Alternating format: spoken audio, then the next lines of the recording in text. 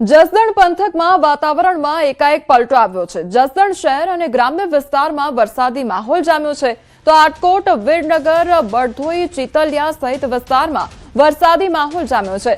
જસદણ શહેર અને ગ્રામીણમાં હળવાથી ભારે વરસાદી ઝાપટા જોવા મળ્યા તો જસદણમાં વરસાદ થતા એપીએમસી માર્કેટિંગ યાર્ડ વેપારીઓ અને ખેડૂતો પોતાની જણસી લઈને વેચવા આવેલા હવે ચિંતાનો વિષય બની ગયો છે। તો માર્કેટ યાર્ડમાં પણ પાણી ભરાઈ જવાની સ્થિતિ સર્જાઈ છે અને તે લોકોનો જે માલ સામાન છે તે પણ પલળી જાય તે પ્રકારની પરિસ્થિતિનું નિર્માણ થયું છે। સંવાદદાતા મુનાફ અમારી સાથે જોડાઈ ગયા છે। મુનાફ, રાજકોટમાં હાલ કયા પ્રકારનું વાતાવરણ છે? ખેડૂતોમાં, વેપારીઓમાં કેટલી ચિંતા જોવા મળી રહી છે? બિલકુલ ચોક્કસ જસદણ પંથકમાં વાતાવરણમાં અચાનક પલટો આવતા જસદણ શહેર અને ગ્રામ્ય વિસ્તારમાં વરસાદી માહોલ જોવા મળ્યો હતો। આટકોટ, વિરનગર, ચિતલવાલા સહિત વિસ્તારમાં વરસાદી માહોલ જોતો જસદણ શહેર અને ગ્રામ્ય પંથકમાં ભારે વરસાદી ઝપાટાઓ અને જસદણના વરસાદ થતા એમપીએસ માર્કેટમાં વેપારીઓ અને ખેડૂતો પોતાની જર્સી લઈને વેચવા આવેલ ચિંતાનો માહોલ જોવા હતો। વાતાવરણમાં હાલ તો ઠંડક પડી છે। હાલ રાજકોટ જિલ્લાની વાત કરીએ, રાજકોટ જિલ્લામાં વહેલી સવારથી જ વાતાવરણની અંદરમાં પલટો આવ્યો છે અને ગોંડલ શહેરના અંદરમાં બી ધીમી ધારે વરસાદ ચાલુ છે। જી મુનાફ, સમગ્ર માહિતી બદલ આપનો આભાર। તો રાજકોટના જસદણના દ્રશ્યો કે જ્યાં વાતાવરણમાં એકાએક પલટો આવ્યો છે।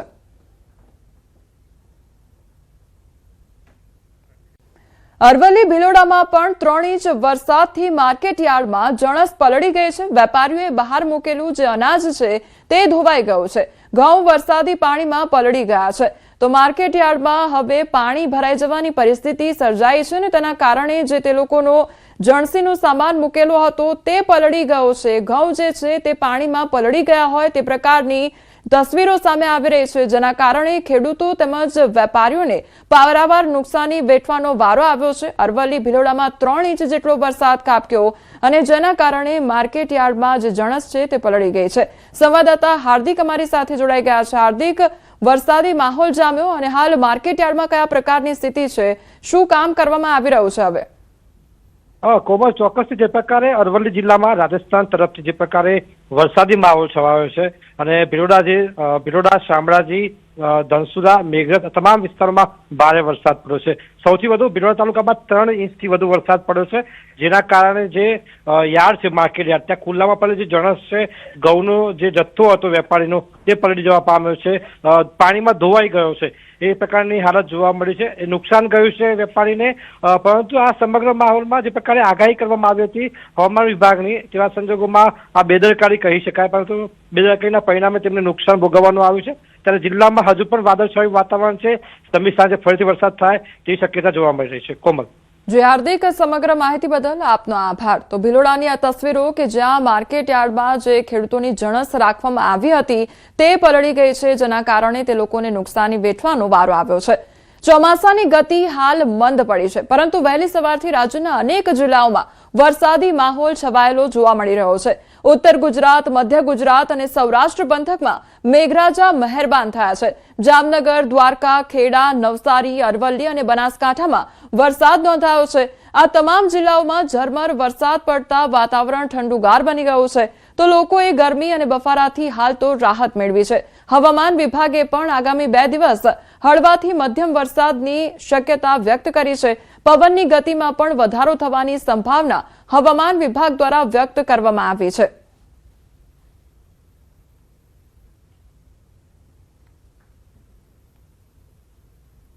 તો વડોદરામાં વરસાદી માહોલ જામ્યો છે। બપોરે શરૂ થયો છે વરસાદ। શહેરમાં સાર્વત્રિક વરસાદ વરસી રહ્યો છે। પવન સાથે અમી છાંટણા પણ પડી રહ્યા છે। અસહ્ય ગરમી અને બફારાથી લોકોને મોટી રાહત પ્રાપ્ત થઈ છે। પાદરા, સાવલી, કરજણ, વાઘોડિયા, ડભોઈ, શિનોરમાં પણ વરસાદ નોંધાયો છે। વરસાદ વરસતા ખેડૂતોમાં ખુશીનો માહોલ પણ જોવા મળી રહ્યો છે।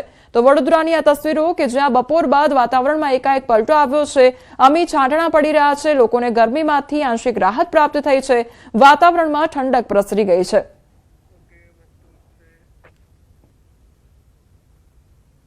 વડોદરા શહેરમાં ગઈકાલે રાતથી વરસાદી માહોલ જામ્યો છે। રાત્રે વરસાદી ઝાપટા પડ્યા બાદ આજે બપોરના સમયથી જે વરસાદી માહોલ છે તે વડોદરા શહેરમાં જોવા મળી રહ્યો છે અને દ્રશ્યોમાં જોઈ શકાય છે કે સયાજીગંજ વિસ્તારમાં જે છે તે અત્યારે વરસાદ જે છે તે વરસી રહ્યો છે।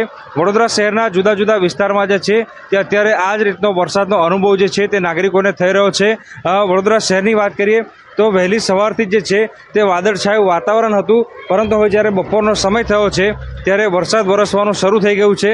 વડોદરા શહેરની સાથે સાથે જો વાત કરીએ તો આસપાસના જે તાલુકા છે પાદરા, સાવલી, કરજણ, સિનોર, ડભોઈ, વાઘોડિયા સહિતના જે તાલુકા છે ત્યાં વરસાદી માહોલ જે છે જોવા મળી રહ્યો છે. ઉલ્લેખનીય બાબત છે કે હવામાન વિભાગે આગાહી કરી હતી કે આ વખતે ચોમાસું જે છે તે નબળું રહેશે અથવા તો પાછું ઠેલાશે, પરંતુ હવે જ્યારે વરસાદી માહોલ બનવા લાગ્યો છે ત્યારે ખેડૂતોની અંદર ખુશીની લહેર જે છે તે જોવા મળી રહી છે. કારણ કે વરસાદ પાછો ઠેલાવાની વાતને લઈને, ચોમાસું નબળું લેવાની વાતને લઈને ખેડૂતો ક્યાંક ને ક્યાંક ચિંતિત હતા અને દુઃખી હતા, પરંતુ હવે જ્યારે ગઈકાલ રાતથી વડોદરા શહેર અને જિલ્લામાં વરસાદી માહોલ જે છે તે જામ્યો છે ત્યારે ખેડૂતો જે છે તે હાશકારો અનુભવી રહ્યા છે. વડોદરાવાસીઓની વાત કરીએ તો વડોદરા શહેરના નાગરિકોએ આ ઉનાળામાં જે છે તે અસહ્ય ગરમીનો સામનો કર્યો છે અને અસહ્ય બફારાનો સામનો કર્યો છે. ત્યારે હવે જ્યારે વરસાદ વરસવાની શરૂઆત થઈ છે ત્યારે વડોદરા શહેરના વાતાવરણમાં જે છે તે ઠંડક વ્યાપી છે અને અત્યારે જે વડોદરાવાસીઓ જે છે તે વરસાદ વરસવાના કારણે ઠંડીનો અનુભવ જે છે તે કરી રહ્યા છે. હાર્દિક દીક્ષિત, ન્યૂઝ 18 ગુજરાતી, વડોદરા.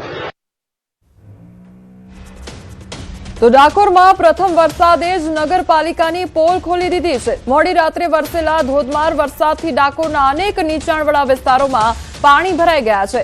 યમુના કુંજ society, Bansari park, Baliyadev park અને ગણેશ ટોકીઝ વિસ્તાર પાણીમાં ગરકાવ થઈ ગયો છે. રહીશોએ વરસાદી પાણીના નિકાલ મુદ્દે અનેક વખત તંત્ર સમક્ષ રજૂઆતો કરી હોવાનો દાવો કરવામાં આવી રહ્યો છે. પ્રથમ વરસાદમાં જ હાલત ખરાબ થતા ચોમાસા દરમિયાન વધુ મુશ્કેલીની આશંકા પણ સેવાઈ રહી છે. તો હજુ તો થોડો અમથો વરસાદ વરસ્યો છે ત્યાં તો રોડ રસ્તા પર પાણી ભરાઈ ગયા છે, તો રહીશોને હાલાકી વેઠવાનો વારો આવ્યો છે. સંવાદદાતા ઉમંગ અમારી સાથે જોડાઈ ગયા છે. ઉમંગ, ડાકોરમાં હાલ કયા પ્રકારની પરિસ્થિતિ છે? કારણ કે હજુ તો થોડોક વરસાદ વરસ્યો છે.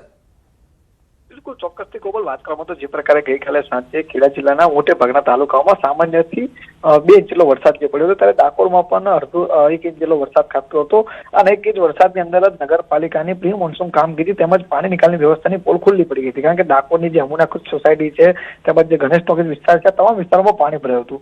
યાત્રાધામ ડાકોરનું રાજચોડાનું જે મંદિર છે ડાકોરના મધ્ય ભાગે આવેલું છે. ચારે બાજુથી લોકો અલગ અલગ રસ્તાઓથી ડાકોરમાં આવતા હોય છે, ત્યારે આ પાણી ભરાઈ જવાના કારણે ડાકોરના નાગરિકો તો હેરાન થયા હતા, પરંતુ જે મંદિર આવનાર ભક્તો છે તેમને પર ક્યાંક ને ક્યાંક મુશ્કેલી પડી હોય તે પ્રકારના દ્રશ્યો સામે આવ્યા હતા. કહી શકાય કે જો આ જ પ્રકારની સ્થિતિ રહી તો ચોમાસા દરમિયાન જો વધુ વરસાદ પડે તો ડાકોરની સ્થિતિ હજુ પણ કથળી શકે તેવું આવા વિડીયો પરથી સ્પષ્ટ થઈ રહ્યું છે. જી કોમલ. જી ઉમંગ, સમગ્ર માહિતી બદલ આપનો આભાર. બનાસકાંઠાના પાલનપુરમાં ગત રાત્રે પડેલા સામાન્ય વરસાદે નગરપાલિકાના પ્રી મોન્સૂન પ્લાનની પોલ ખોલી નાખી છે. ગઠમણ પાટિયાથી ગામને જોડતા મુખ્ય માર્ગ પર ઘૂંટણસમા વરસાદી પાણી ભરાઈ જતા સ્થાનિકો, વાહન ચાલકો અને શાળાએ જતા વિદ્યાર્થીઓને ભારે હાલાકીનો સામનો કરવો પડી રહ્યો છે. આસપાસની અનેક સોસાયટીઓના હજારો રહેવાસીઓ દર વર્ષે આવી જ સમસ્યાનો ભોગ બને છે. લાખો રૂપિયાના ખર્ચે ગટર સફાઈ અને પ્રી મોન્સૂન કામગીરીના દાવા વચ્ચે સામાન્ય વરસાદમાં જ પાણી ભરાવાની સ્થિતિ સર્જાતા નગરપાલિકાની કામગીરી સામે ગંભીર સવાલો ઉભા થયા છે.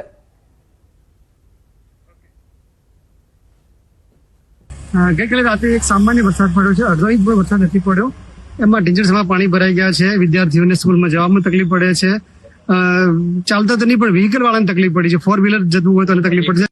દર વર્ષે વરસાદ શરૂ થાય એવી આવી પરિસ્થિતિ સર્જાય છે. જેવી કે તમે જોઈ શકો છો કે આના અંદર પાણી કેટલું ભરાણું છે. અત્યારે સવારે માતા બહેનો અહીંયાથી જતી હોય તો પાણીના અને ઢીંચણસમાં પાણી ભરાઈ ગયા હોય તો હેરાન થવું પડે છે, અને સ્કૂલમાં જતા બાળકોને પણ હેરાન થવું પડે છે. આના અંદર જો કોઈ પડી જાય બાઇક વાળા લોકો બાળક સાથે તો કેવી ગંભીર પરિસ્થિતિ સર્જાય. અહીંયા લગભગ સ્કૂલ ઓફ સાયન્સ આવેલી છે. અહીંયા પ્રી મોન્સૂનના કારણે ઘણીવાર રજૂઆતો કરી છતાં આનું કોઈ સોલ્યુશન આવતું નથી. દર વર્ષે પાણીની સમસ્યા બહુ રહે. જો આટલા નાના નોર્મલ વરસાદની અંદર જો આટલી સમસ્યા ઉભી થતી હોય તો હજુ તો મેન ચોમાસું તો બાકી જ છે.